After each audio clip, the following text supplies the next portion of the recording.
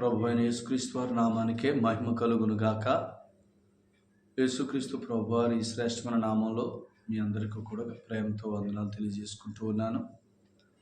ప్రభునందు ప్రియులరా, ప్రభు మనకిస్తున్న ఈ మంచి సమయాలన్నిటికీ ప్రభుకు కృతజ్ఞతాస్తుతులు చెల్లిస్తూ ఉన్నాను. హెబ్రీయులకు రాసిన పత్రికలో నుంచి మనం శ్రేష్టమైన సంగతులు ప్రభు నేర్పగా వింటున్నాం.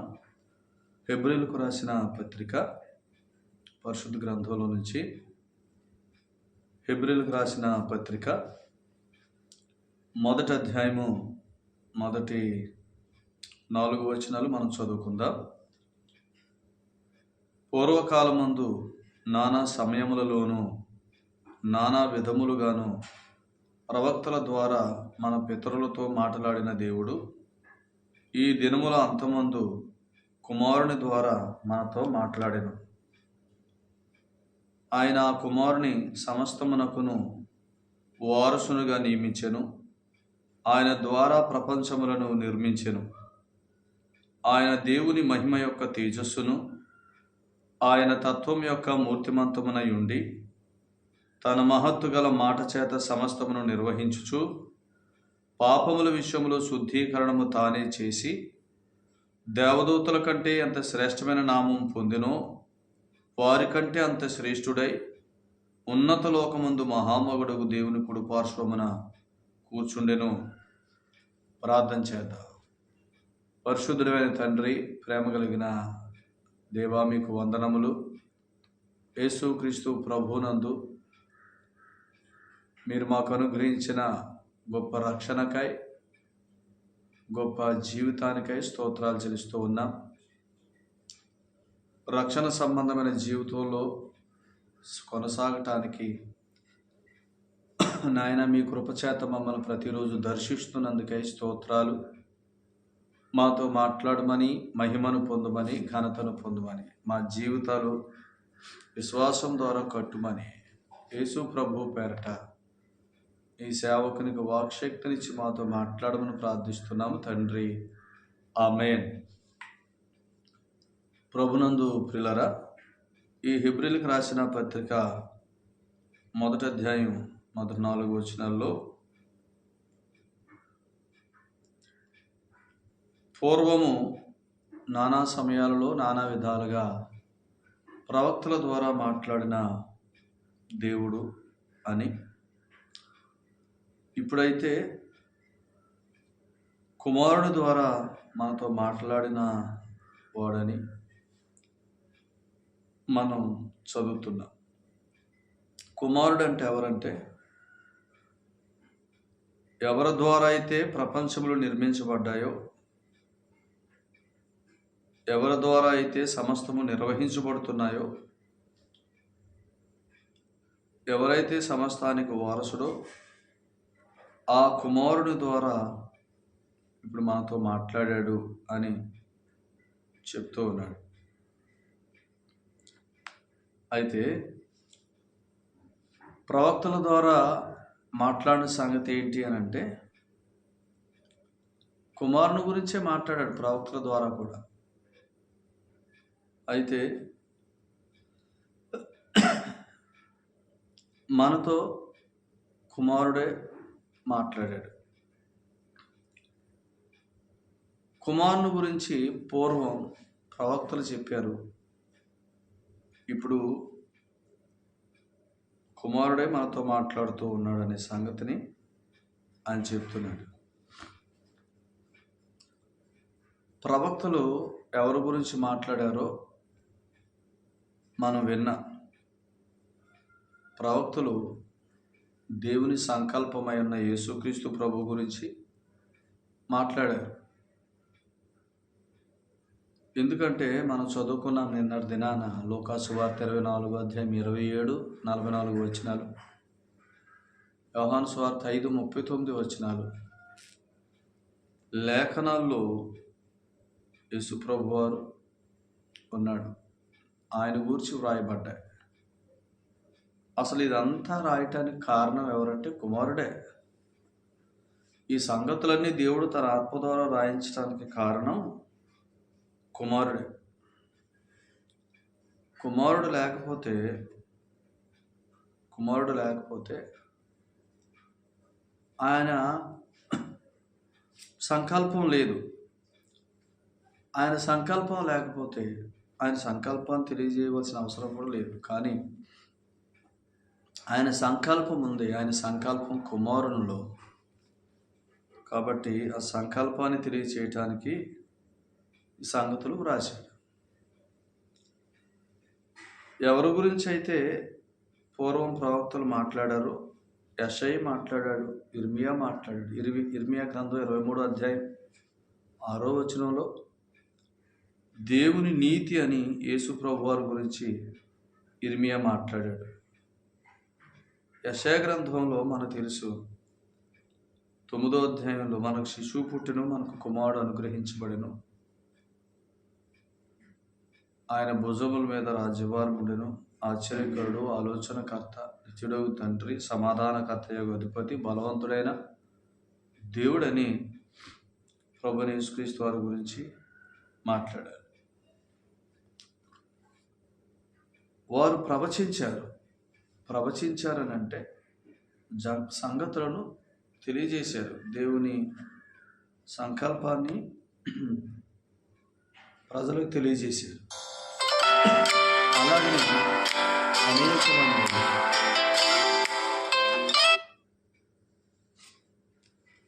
అలాగనే అనేక మంది దేవుని ప్రజలు, అనేక మంది దేవుని ప్రవక్తలు దైవ సంకల్పాన్ని తెలియజేయ విధంగా దేవుని ఆత్మచేత వారు ప్రేరేపించబడ్డారు. కాబట్టి దేవుడు ప్రవక్తల ద్వారా తన సంకల్పాన్ని తెలియజేశాడు. అయితే ఇప్పుడైతే ఆ సంకల్పం నెరవేరింది. యేసుక్రీస్తు ప్రభువులో, కుమారునిలో సంకల్పం నెరవేరింది.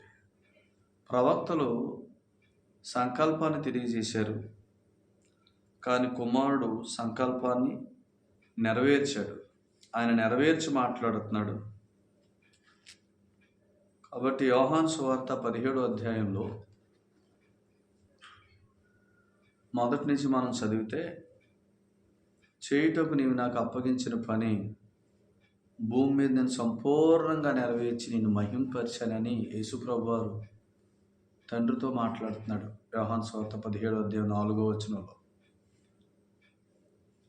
ప్రవక్తలు ఏ సంగతులు అయితే చెప్పారో ఆ సంగతులు ఎవరు కూర్చున్న సంగతులు?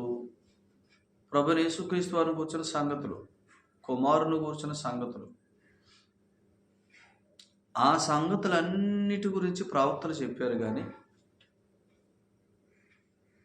యేసు ప్రభువారు ప్రవక్తల సంగతులను ఆయన స్థిరపరిచాడు.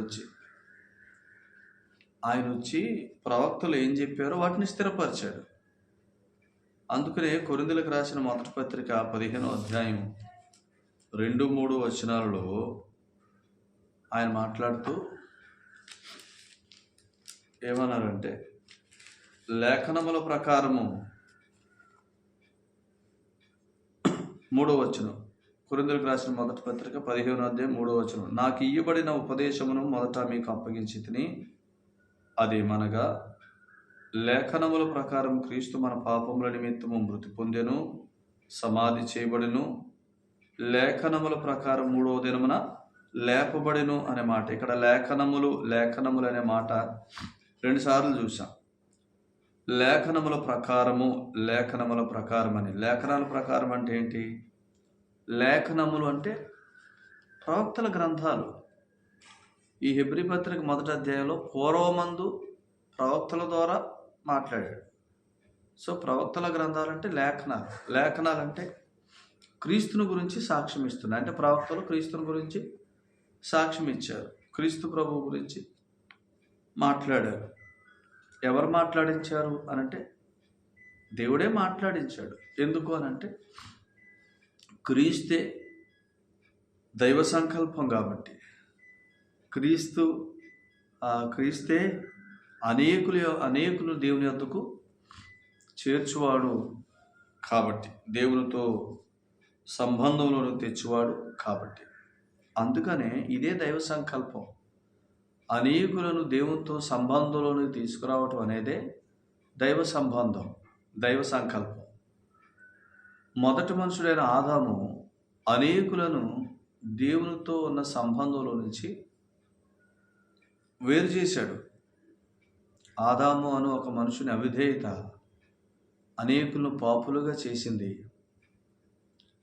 అవిధేయతను బట్టి దేవుని జీవంలో నుంచి, దేవునితో ఒక శ్రేష్టమైన సంబంధంలోంచి వారు లేరు, వారు బయటకు వచ్చేసారు. కాబట్టి మొదటి మనుషుడు ఆయన ఆదాము చేసిన అవిధేయతను బట్టి మనుషుడు దేవునితో సంబంధంలో లేడు. అందుకనే యేసుక్రీస్తు ప్రభువారు దైవ సంకల్పానుసారంగా ఈ లోకానికి వచ్చాడు. ఆయన మానవులను దేవునితో సంబంధంలోనికి తీసుకొస్తున్నాడు. చూడండి, అసలు ఆ సంకల్పమే ఇక్కడ రాశాడు. ఎఫెసీ పత్రిక మొదటి అధ్యాయం 4-6 వచనాల్లో ఆయన సంకల్పం మీరు చదవండి, మీకు క్లియర్గా అర్థమవుతుంది. దాన్ని నేను ఆ సారాంశాన్ని తెలియజేస్తున్నాను. యేసుక్రీస్తు ప్రభు ద్వారా మనల్ని కుమారులుగా స్వీకరించటం, ఆయన ఎదుట, దేవుని ఎదుట పరిశుద్ధులుగా, నిర్దోషులుగా నిలబెట్టుకోవటం. యేసుక్రీస్తు ప్రభు ద్వారా మనల్ని కుమారులుగా స్వీకరించటం అనేది దైవ సంకల్పం. యేసుక్రీస్తు ప్రభు ద్వారా ప్రతి వ్యక్తిని కుమారులుగా స్వీకరించటం అంటే యేసుక్రీస్తు ప్రభు ద్వారా ప్రతి వ్యక్తిని పరిశుద్ధుడుగా, నిర్దోషునిగా, నిరపరాధిగా చేయటం. తన ఎదుట పరిశుద్ధుడుగా, నిర్దోషిగా, నిరపరాధిగా నిలవబెట్టుకోవటమే ఇదే కుమారులుగా చేయబడటం. అందుకనే ఈ సంకల్పాన్ని తెలియజేశాడు. లేఖనములన్నిటిలో యేసుక్రీస్తు ప్రభువు గురించి సాక్ష్యం ఇచ్చారు. యేసుక్రీస్తు ప్రభువు ద్వారా దేవుడు ప్రతి ఒక్కరిని కుమారులుగా చేసుకోవాలనుకున్నాడు. అంటే కుమారులు అంటే ఏంటి? సంబంధం, ఒక బంధంలోకి తెచ్చుకోవాలనుకుంటున్నాడు. ఈ బంధంలో మానవుడు దేవునికి కుమారుడు అవుతున్నాడు. కారణం, యేసుక్రీస్తు ప్రభునందు విశ్వాసం మూలంగా ఆ వ్యక్తి పవిత్రుడై, నిర్దోషై, నిష్కల్మషుడై దేవుని ఎదుట నిలబెట్టబడుతున్నాడు. చదవండి, యేసు ప్రభునందు విశ్వాసం మూలంగా ఒక మాట, కొలసీలకు రాసిన పత్రిక మొదటి అధ్యాయం 14వ వచనం చదవండి.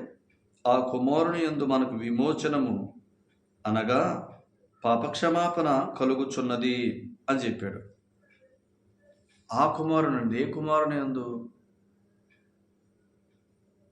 లేఖనాల సారమైన యేసు ప్రభునందు.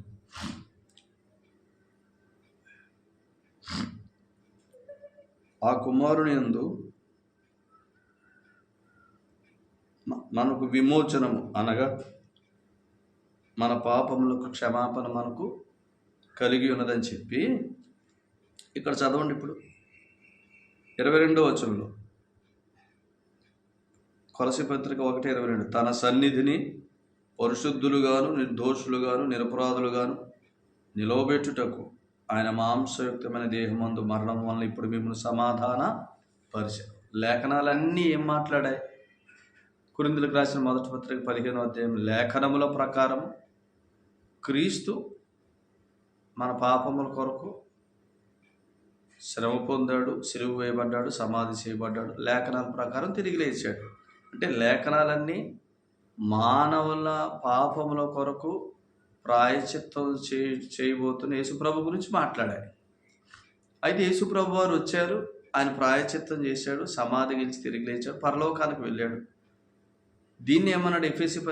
యోహాను సువార్త 17:4 సమాప్తమైన పని అన్నాడు. అంటే ప్రవక్తలతో మాట్లాడినప్పుడు పని గురించి మాట్లాడాడు, కానీ ఆ పని సమాప్తమైన పని కాదు.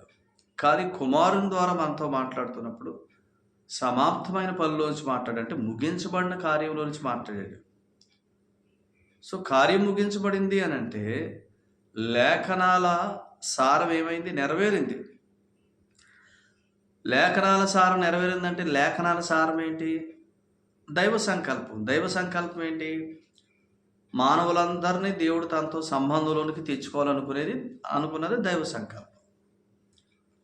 ఆ సంబంధం ఏ సంబంధం? కుమారుడు అనే సంబంధంలోకి తెచ్చుకోవాలి. మానవుడు దేవునికి కుమారుడు అనే సంబంధంలోకి రావాలంటే యేసుక్రీస్తు ప్రభు సమాప్తం చేయబడిన కార్యం ద్వారానే సాధ్యం. అందుకనే ఇప్పుడు యేసుక్రీస్తు ప్రభు శిలువ కార్యాన్ని సమాప్తం చేశాడు కాబట్టి కింద ఏమన్నాడంటే యోహాను సువార్త 17:4 ఆయన సమాప్తం చేసిన కార్యం, యోహాను సువార్త 17:6 ఆ సమాప్తం చేయబడిన కార్యమునందు విశ్వాసం ఉంచి ఆయన వద్దకు వస్తున్న ప్రజలు, ఆ ప్రజలు ఏమంటున్నాడు? వారు నీవారు, వారు దేవుని వారు అంటున్నాడు. 10-11 యోహాను సువార్త 17 వారు నీవారు. యేసుక్రీస్తు ప్రభు సమాప్తం చేయబడిన కార్యాన్ని విశ్వసించి, శిలువ కార్యాన్ని విశ్వసించి, ఆయన నా కొరకు చనిపోయి తిరిగి లేచాడు, పరలోకములున్నాడు అని ఎవరైతే విశ్వసిస్తున్నారో వారందరూ దేవుని వారు. దేవుని వారు అంటే అర్థం ఏంటి? యోహాను సువార్త 1:12 ప్రకారం తన్ను ఎందరు అంగీకరించును అనగా తన నామముందు విశ్వాసం ఉంచు వారికి దేవుని పిల్లలయ్యే అధికారం ఇస్తున్నారు. యేసుక్రీస్తు ప్రభునందు విశ్వాసం మూలంగా మనం దేవుని కుమారులు. యేసుక్రీస్తు ప్రభునందు విశ్వాసం మూలంగా మనకేం జరిగింది? ఆ కుమారుని యందు విమోచనం అనగా పాపక్షమాపణ కలిగింది. పాపక్షమాపణ కలిగింది కాబట్టి దేవుని సన్నిధిని మనల్ని ఎలా నిలబెట్టుకున్నాడు? ఇప్పుడు ఆయన తన సన్నిధిని పరిశుద్ధులుగాను, నిర్దోషులుగాను, నిరపరాధులుగాను నిలబెట్టుకున్నాడు. వీళ్ళందరూ దేవుని కుమారులు. యేసు ప్రభునందు విశ్వాసం ఉంచిన వారందరూ పాపక్షమాపణ పొందారు. పాపక్షమాపణ పొందటం అంటే దేవుని ఎదుట పరిశుద్ధులుగా, నిర్దోషులుగా, నిరపరాధులుగా నిలవబడిన స్థితి. ఒక గొప్ప స్థితి. దేవుని ఎదుట పరిశుద్ధులుగా నిలబడటం అంటే ఎంత గొప్ప స్థితి. నిర్దోషులుగా నిలబడటం అంటే ఎంత గొప్ప స్థితి. నిరపరాధులుగా నిలబెట్టడం అంటే ఎంత స్థితి. ఇది మనం నిలవబడ్డామా? కుమారుని యందు విశ్వాసం మూలంగా మన పాపాలన్నీ క్షమించి మనల్ని ఆయన ఎదుట నిలవబెట్టుకుంటున్నాడు. ఆయన కార్యం. వీళ్ళందరిని ఏమంటున్నాడు? యేసు ప్రభునందు విశ్వాసం మూలంగా పాప క్షమాపణ పొంది ఆయన సన్నిధిని పరిశుద్ధులుగా, నిర్దోషులుగా, నిరపరాధులుగా నిలవబెట్టబడిన ఈ మనుషులందరినీ నా కుమారులు అని అంటున్నాడు. చూసారా? యేసుక్రీస్తు ప్రభువుకి ముందు కుమారులు లేరు దేవునికి. యేసుక్రీస్తు ప్రభు శిలువ కార్యం తర్వాత కుమారులు ఉన్నారు. ఎందుకంటే యేసుక్రీస్తు ప్రభునందు విశ్వాసం మూలంగా కుమారులు అవుతున్నారు, ఈ బంధంలోకి తీసుకొస్తున్నారు. అందుకనే దైవ సంకల్పం నెరవేరిందనమాట. ఇప్పుడు కుమారుని ద్వారా మాట్లాడుతున్నాడంటే ప్రవక్తల ద్వారా ఆయన ఏం మాట్లాడాడో ఆ సంగతులన్నీ నెరవేర్చి ఆ నెరవేర్పులో నుంచి మాట్లాడుతున్నాడు. సమాప్తం చేసి కార్యాన్ని, శిలువ కార్యాన్ని అందులో నుంచి మాట్లాడుతున్నాడు మనతోటి. ఎంత శ్రేష్టమైన విధానం. అందుకని మనం ఈ సంగతులు నేర్చుకుంటున్నప్పుడు నిజంగా చాలా మనం ధన్యులు. సంగతులు మనకు అర్థమైతే హెబ్రీ పత్రికలో మనం అదే కథ చూస్తున్నాం. హెబ్రీ పత్రికలో పూర్వమందు నానా సమయాల్లో నానా విధాలుగా ప్రవక్తల ద్వారా మాట్లాడాడు ఆయన.